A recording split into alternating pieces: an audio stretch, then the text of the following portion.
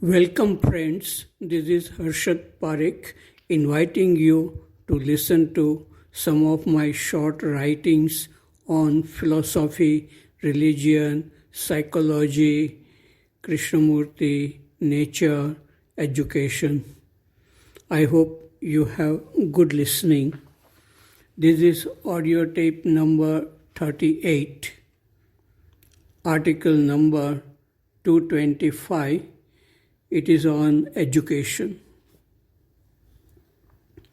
A friend called me to tell me that there is an interesting discussion about education between Dalai Lama, Eckhart Tolle, and others on YouTube. He felt excited in telling me this, but I felt, what do I do with their knowledge and ideas about education? I never read books about education in my life. What Krishnamurti talked touched me because it was deeper than ideas about education. It was about life and mind, about the source from which come thoughts and feelings, and about observing everything, including thoughts and feelings, and learning by direct perception and not from accumulated knowledge. When we, some of the teachers from KFI schools, met Dalai Lama in 1995, he wanted to know how we teach in Krishnamurti schools. But some of us were interested in Buddhist philosophy about samsara and nirvana. I had no interest in such philosophy either. I have been interested in observing nature and inner working of my own mind, which includes the whole of humanity. Article number 226, it's about Osho or Rajneesh. Someone asked Rajneesh, in the history of religion and philosophy in India, who were the brightest stars? Rajneesh answered, among hundreds of bright stars, these 12 were the brightest: Krishna, Patanjali, Buddha, Mahavira, Nagarjuna, Shankaracharya, Gorakhnath, Kabir, Nanak, Meera, Ramakrishna, and Krishnamurti. The person asked Rajneesh, Osho, if you have to select only 7 names out of these 12, which names would you select? Osho answered, Krishna, Patanjali, Buddha, Mahavira, Shankaracharya, Gorakhnath, and Kabir. The person asks, if you have to select only 4 names, which will you select? Osho answered, Krishna, Patanjali, Buddha, and Gorakhnath. The person asks, and if you have to select only 3 names? Rajneesh, Osho said, that is not possible. Without Krishna, there is no love. Without Buddha, there is no meditation. Without Patanjali, there is no yoga. And without Gorakhnath, there is no alak or freedom. Gorakhnath is considered to be the origin of Kabir, Nanak, Meera, and many other saints. I read this in an article about Gorakhnath in a Gujarati newspaper. I did not know that Gorakhnath was such a great yogi.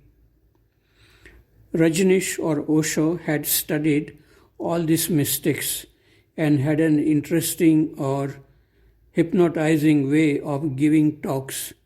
Something went wrong with his commune in Oregon when he got interested in expensive things like cars, watches, robes, etc., and he neglected his responsibility as a religious spiritual teacher. He went too far in experimenting with sex, drugs, pleasures, and boasted too much about himself. This led to the destruction of his health and commune in Oregon. Article number 227, it is about assembly in Rishi Valley School. I spoke in Rishi Valley School Assembly for the first time on February 2, 1980. I spoke about Buddha and his disciple Mahakassapa and the non-verbal communion between them through a flower. And I also spoke about love, need for the highest dream, Jonathan Livingston Seagull, beauty of Rishi Valley, and the beauty of our life. There was no particular topic. Learning about ourselves is the highest form of learning. If our mind is peaceful and loving, we can learn about all academic subjects effortlessly and with happiness. I asked, have you ever loved? This question seemed very important to some students. They are young and this topic is of great importance to them. I said, most of you are not interested in Krishnamurti's teachings now. That may be because you are too young, you have not faced very difficult problems in your life yet. But I hope when you grow old and go through difficult problems, you may find the teachings very interesting and challenging.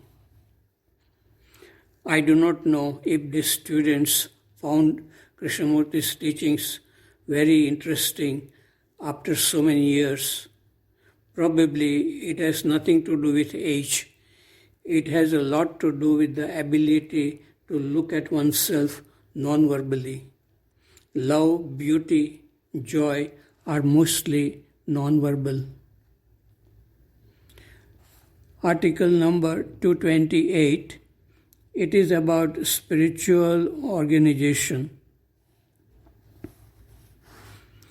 Keshav Sen was the leader of a spiritual organization called Brahmo Samaj in 1880s in Calcutta. Once someone asked Ramakrishna, can one keep an organization after attaining the knowledge of Brahman? Ramakrishna answered, once I talked to Keshav Sen about the knowledge of Brahman, he asked me to explain it further. I said, if I proceed further, then you will not be able to preserve your organization and following. Keshav said, then please stop here. Ramakrishna was not interested in creating any organization. The organization becomes a burden. It leads to corruption too when the organization becomes rich with many followers. But Ramakrishna Mission is going on with educational and other activities. Krishnamurti too talked about the uselessness of organization in realizing truth. He said, truth is a pathless land. Yet he created schools and study centers. At one time, before his death, he felt like dissolving all his schools, but that was not possible. These schools are going on with many academic and other activities, preparing students for examinations and life ahead. Article number 229, it's about newness. In this library at Brockwood Park in 1989, there are hundreds of books on interesting topics. Some books have beautiful photographs, some have interesting stories, and some have mystical depth of feelings and wisdom. You pick up one of these books and read for an hour or two deeply engrossed. But in the end, the only thing you gain from these books is a headache. You feel that you have wasted time. Instead of reading books, you should have remained silent and observed the activities of the mind. That is the only thing which will keep you fresh. Tune yourself to the inner world of dreams of love and music. Article number 230. It is about Brockwood Park Grove. I visited Brockwood Park for the first time in June 1979 to meet Mr. Narayan, the principal of Rishi Valley School, and Krishnaji. Somebody at London airport told me to take a bus to some railway station, then to take a train, and then another bus. It was a long journey to come to Brockwood. After lunch with Mr. Narayan, I was feeling tired and sleepy, and I wanted to take rest in my room, but Mr. Narayan suggested that we go for a walk. He took me to the grove. There I saw a giant redwood tree which looked beautiful and divine to me. I had not seen such a tree like this before. All my tiredness was gone and everything looked fresh. I asked Mr. Narayan how much the foundation paid to get the buildings and grounds with this grove. He said 40,000 pounds. I said to him, this tree alone seems more valuable than the money paid. Then Mr. Narayan said, look who is standing there. Krishnaji was standing and looking at us. I wondered later on, was he responsible for my feeling wonderful and seeing everything clear and beautiful? Article number 231. It is about love. Her name was Love, and she believed she loved. She was an artist. She made things in the shape of heart or love. She lived in a crowded tourist city. She hated the way tourists behaved. To escape from the city atmosphere, she visited a quiet and naturally beautiful study center and to meet like-minded people. Here she got attracted to an old, peaceful man. She desired his company. They visited a restaurant nearby to have dinner together. While eating, the old man noticed that Love was ordering more food than she could eat.